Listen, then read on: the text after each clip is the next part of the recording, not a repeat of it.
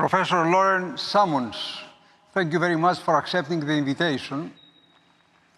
I have to say that Professor Samons is a Vice President for Strategic Initiatives and Executive Director, Institute for Hellenic Culture and the Liberal Arts of the American College of Greece.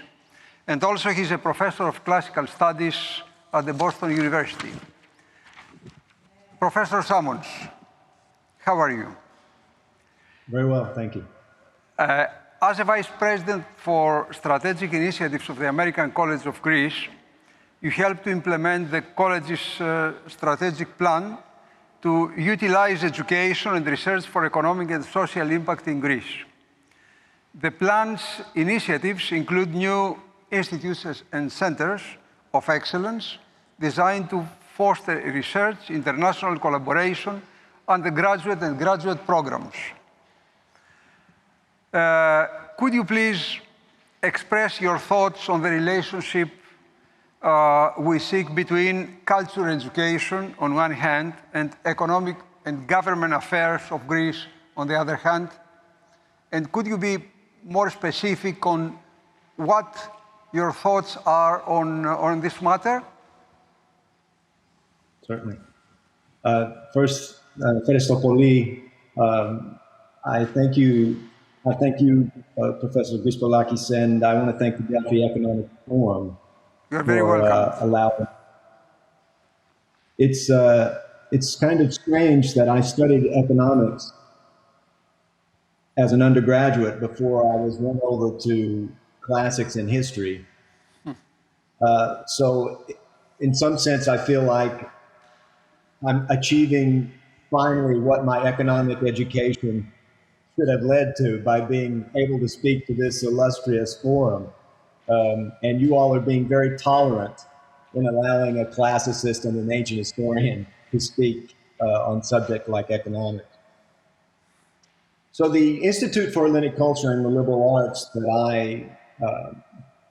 direct at ACG is part of the ACG 150, the American College of Greece strategic plan that we call ACG 150 to mark our 150-year anniversary, which will come in 2025. And from the foundation of the school in Asia Minor in the 19th century, we've tried to play a role to be a force for positive change in Greece. And so that ACG 150 plan is very much fits within this institutional history.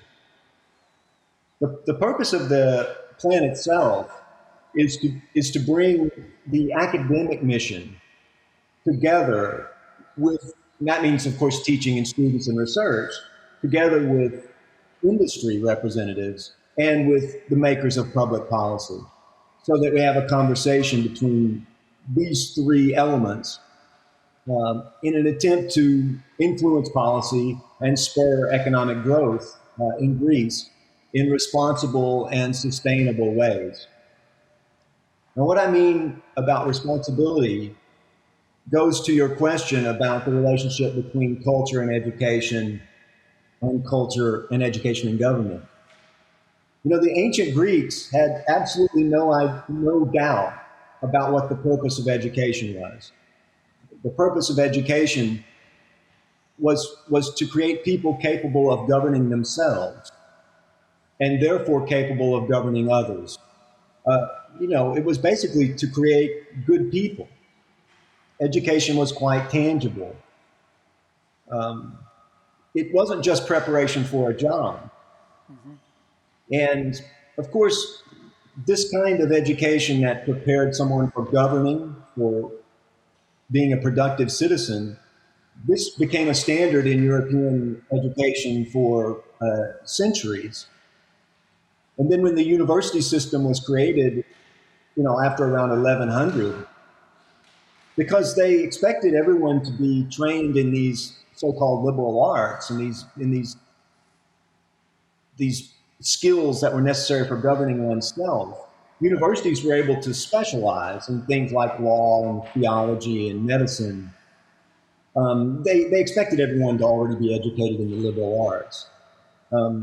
it was really then American colleges that attempted to recapture this liberal arts education because, at least in the United States, we figured out that everyone was really not educated in the liberal arts by the time they got to college. And we needed to make sure that we recaptured those skills that were essential for training citizens. But I think a lot of Americans, and maybe even some Greeks, don't appreciate the fact that the liberal arts education, as it's been created in the United States, has its origins in Greece and is really a fully Greek approach to education. So at the American College of Greece, we have this dual heritage from Greece and from the United States, which is obviously represented in our name. But because this strategic plan, ACG 150, is aimed at growing Greece specifically and at preparing Greece for the future, we're very keen to make sure that our efforts are founded in Greek values.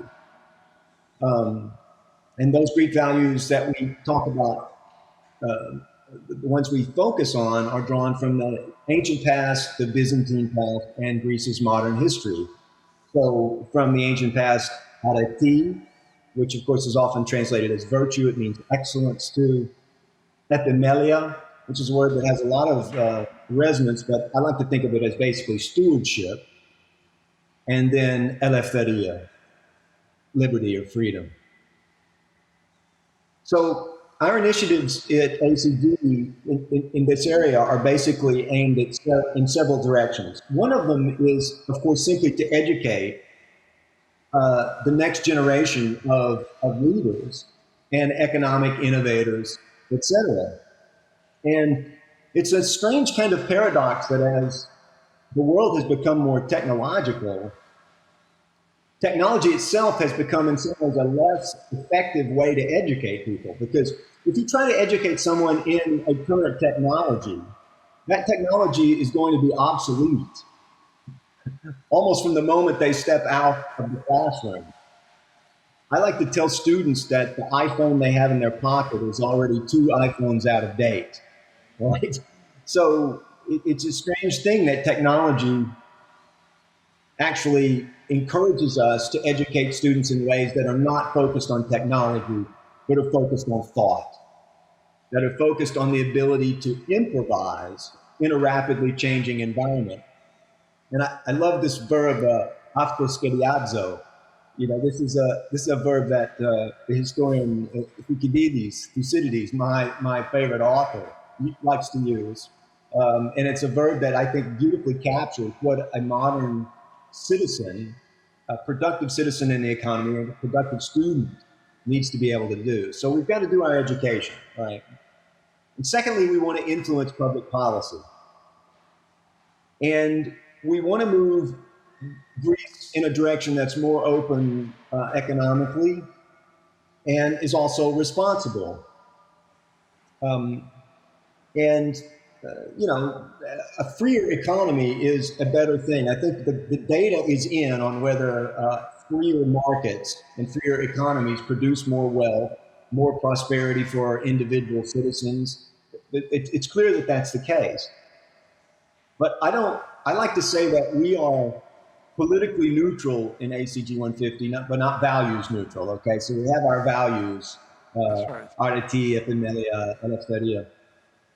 But I don't believe that anything like a completely free market actually exists, because all markets are controlled by the values of the people who participate in them.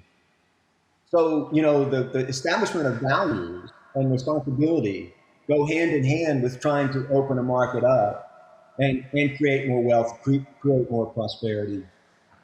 And so we're trying to influence public policy, but influence it by keeping our eyes on these values that will move us in a direction that's responsible and sustainable. And then third, we're working in specific segments of the economy and in techniques that move across segments, cut across segments. So, for example, our Research, Technology, and Innovation Network, which is led by Professor Konstantinos Papadias, seeks to support startups, support technology transfer into Greece and from Greece. And then we have centers of excellence in specific targeted economic segments, which are primed for growth in Greece. And we're talking about things like food, tourism and leisure, shipping and transportation, logistics. So we do all this under the umbrella of the Institute for Hellenic Growth and Prosperity. And that institute is led by the Emeritus Professor of Economics, Michalis Salidopoulos from the University of Athens, who was the former representative at the International Monetary Fund for Greece. And this institute, which is as I said, the umbrella of our Centers of Excellence in Research, Technology, and Innovation Network, seeks to influence public policy on the macro level, the economy as a whole, to create an environment within which these specific market segments can prosper. And we're very fortunate in that we're able to use all constituent parts of the American College of Greece. So that means not only our undergraduates and undergraduate faculty at degree college, but also the graduate faculty and executive education that goes on at the Alba Graduate Business School. So it was probably predictable that as education became more specialized, that our leaders who are products of that education have tended to become more narrow and look to experts in specific fields to answer questions about policy. But of course, the problem with that is that the minute you choose an expert in a particular field, you privilege that field and you privilege that expertise over and against other areas of expertise. Well, what we need more of, I think, is conversation between experts and public policymakers, experts in different fields, and conversations with actual citizens. Yes, the forgotten element in this whole modern democratic pie, the individual citizen himself. I mean, after all, a vote is a statistic, but a voice is a real human being. And so I think listening to our citizens and forcing our experts to talk to each other is very important. So this is why we held a symposium just a few weeks ago on public health, the Greek economy, and civic liberty in the age of pandemics. How do we balance these things? We're essentially trying to ask the big question: what do we do in the next pandemic?